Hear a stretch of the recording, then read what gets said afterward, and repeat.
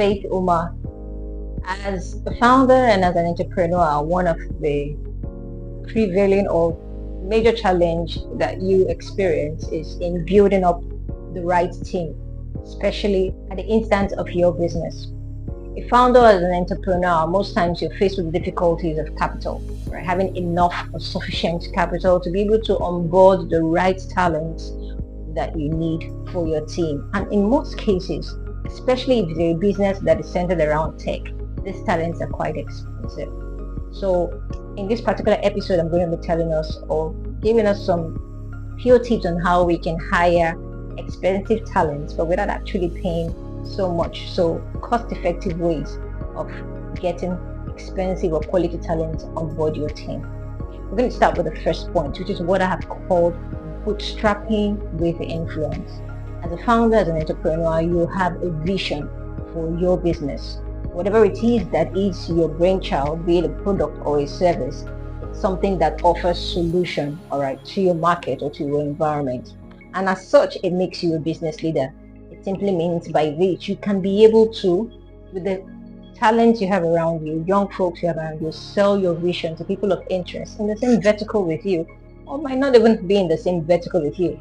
But by sharing your vision and your intentions with them, sharing how your product or your service intends to fix certain frictions in the market, you'll be amazed to see people of interest, people with certain talents you even need, wanting to come on board your team to see how they can help you birth this vision. I've seen this strategy work not once, not twice. In fact, a couple of my portfolio companies are actually executing this, and it has worked for them, and it's still working.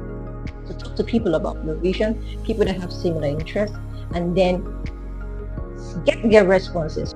Talk to people with similar interests, and you'll be amazed to see that one or two persons will be ready to volunteer or carry out ad hoc staffing for you until the point where you are established, and then a remuneration structure can be designed where they can now begin to earn their remuneration when the company begins to earn its revenue. The second option is what I call incentivizing or a flexible approach. So there are some of those talents that actually might not want to volunteer or be your ad hoc staff. They want to get paid somehow, but they also understand that you lack the right capital, and they also want to be part of that vision. So options like letting them be on board, allowing them work remotely, be flexible with them, okay? Provide things like their logistics, transport, fuel money, data money, subscription money, all those things to ensure that whatever it is that is their work they are meant to perform in your company or in your organization, it will be a seamless process. Okay, they are not saying they should be paid for a particular fixed fee or what, but they just want something to incentivize or something to motivate them. I've also seen this model work as well too. So you get good talent, quality talent, you share this vision with them, they understand that the essence or the importance of your vision, but they do not want to work on a free note. But then the incentivizing strategy will also work for them. And thirdly, most importantly, and a very critical one, is what I always call the share vesting offer. This will need all the caution in carrying out. So you get some founders and entrepreneurs dishing out their shares, I would say carelessly and without proper understanding. At the end of the day, it hits them back or it backlashes. But in this kind of circumstance, you get to this talent or you speak with this talent, and then you let them know that, okay, I cannot actually afford your services at the moment, but then I have shares to offer to you, however, under certain terms and conditions. All right, so I'll give a practical example. Maybe I need a data analyst on board my team for whatever product it is I want to bring out in the market, and I know data analysts are quite expensive.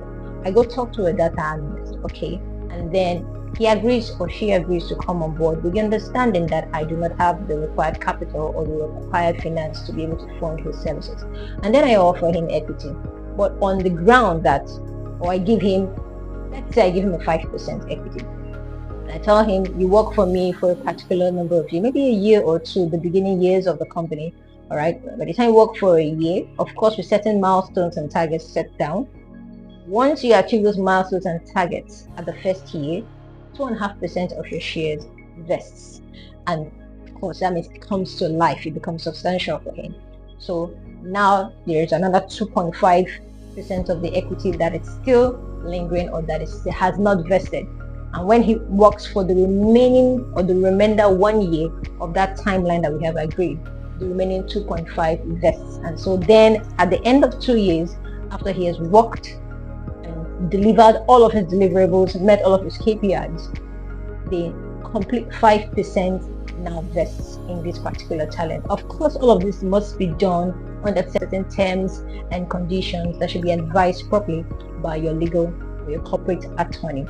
So these are the 3 ways I can think of my head right now to see how you can onboard talent that you need for your team. I hope this has been insightful enough for us, and I believe as founders and entrepreneurs will make the most of it to get the right talent on board. Thank you very much. See you next time.